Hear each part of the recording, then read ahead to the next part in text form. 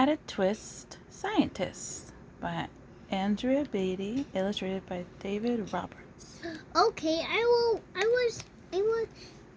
see it. Added Twist Scientists.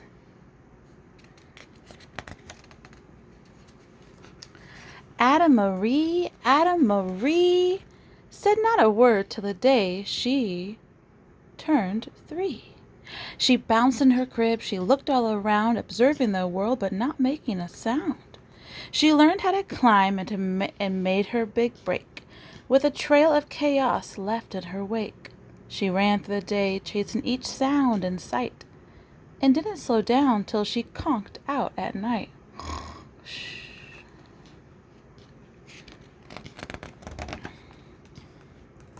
Her parents were frazzled, but tried not to freak, as Ada grew bigger and still did not speak. Clearly young Ada, with lots in her head, would have something to say when it ought to be said.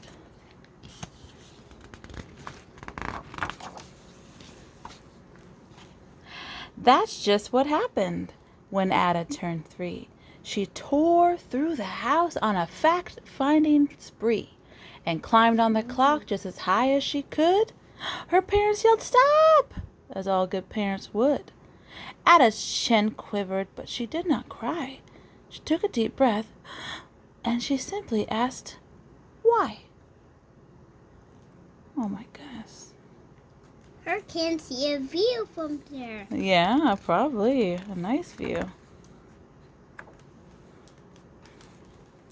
Why does it tick and why does it talk? Why don't we call it a granddaughter clock? Why are there pointy things stuck to a rose?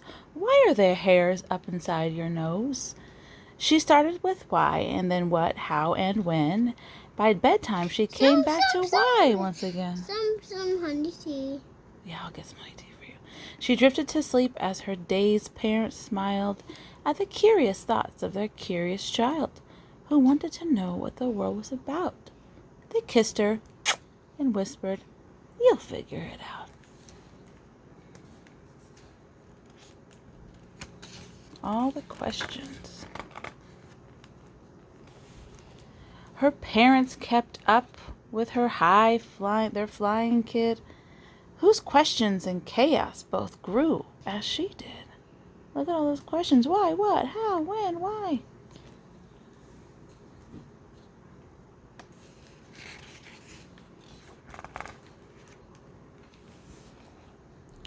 Even Miss Greer found her hands were quite full when young Ada's chaos wreaked havoc at school. But this much was clear about Miss Ada Twist. She had all the traits of a great scientist. With the bottle spraying. Oh, a party with the bottle spraying? In science. Cause and effect. Oh.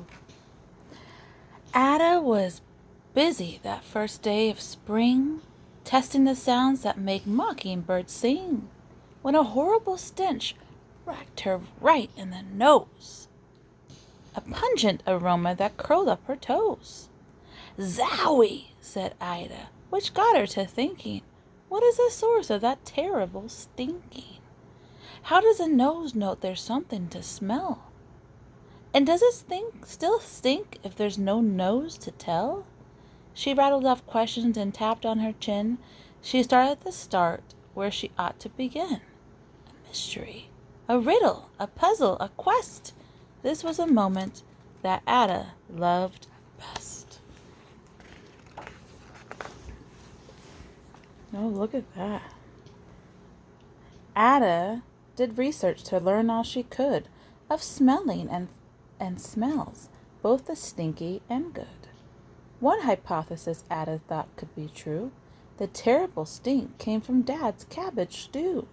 She tested and tested, but soon Ada knew it was time to come up with hypothesis 2.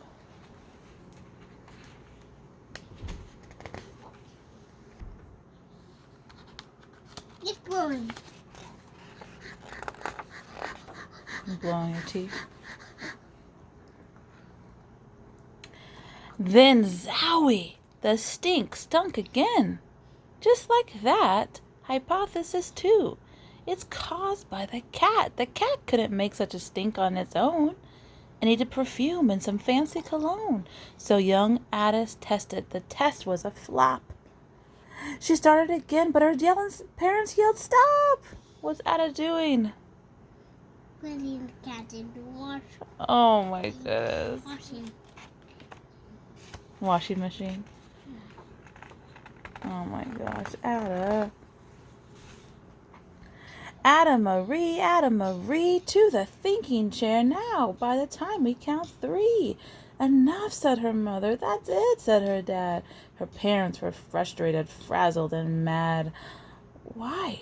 Ada questioned. Her mother said no. What? Her father said, go. You ruined our supper. You've made the cat stink. Enough with your questions. Now sit there and think. She looked at her parents. Her heart turned to goo. Poor Ada Twist didn't know what to do. She looks happy. Do you think she looks happy? Are you being silly? Her face looks sad. But kind of happy and sad. You could be happy and sad, yeah. She sat all alone by herself in the hall, and Ada, once more, could say nothing at all. Do you see Ada sitting there in the chair? No, I can see your feet and her legs, but not the face. Oh. Yeah, I can't see her body or her legs, but I see her little feet, and her eyes, and her forehead, and her hair, and her little nose. And so Ada sat, and she sat, and she sat. And she thought about science and Stu and the cat, and how her experiments made such a big mess. Does it have to be so? Is that part of the success? Are messes a problem? And while she was thinking, what was the source of that terrible stinking? Ada Marie did what scientists do. She asked a small question and then asked 2. And each of those led her to 3 questions more, and some of those questions resulted in 4. As Ada got thinking, she really dug in. She scribbled her questions and tapped on her chin. She started out why, and then what, and how, and when. And at the end of the hall, she reached why. Once again. Sitting. What is that stink? Sitting. Oh my word. Her parents calmed down and they came back to talk. They looked at the hallway and just had to gawk. No patch. Gawking is funny. Yeah, staring. Ah. No, the cat is in the stinking. Oh, that's chair. silly. No patch of bare paint could be seen on the wall. The thinking chair now was a great thinking hall. They watched their young daughter and sighed as they did. What would they do with their curious kid who wanted to know what the world was about? They smiled and whispered, we'll figure it out. Now, did we draw on their wall at home? Or do we use a board and paper? Yeah, they have good. Yeah, maybe they have a washable wall. But here at our wall, it's not washable. So you got to use a dry erase board or a piece of paper, right? Like on the fridge. We have to take a paper off of the fridge and put it on our wall. Yeah, oh, we could do that. And that's what they did, because that's what you do when your kid has a passion and heart that is true. And you can draw on this. Yeah, it looks like they have paper. That's graph paper. They remade their world. Now they're all in the act of helping young Ada sort fiction from fact. That means pretend and real. Made up and real. She asked lots of questions. How could she resist? It's all in the heart of a young scientist. And they're all helping. And look at this. And as for that smell, What could Add a Twist do but learn all she could with her friends in grade 2? Will they discover the stink that curls toes? Well, that is a question, and someday, who knows? Do you think they're going to find out what the stink was? Are you going to help Add a Twist find out the stink? Are you going to be a scientist too?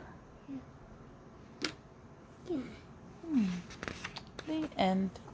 And there's some more graph paper. And some more graph paper. And here's some more books. Iggy Peck, Architect. Rosie Revere, Engineer.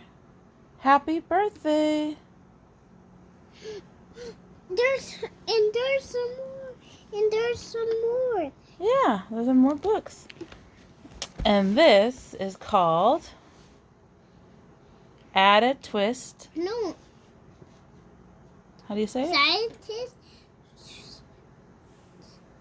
Add a twist. Yeah, Add a Twist Scientist. Nice job.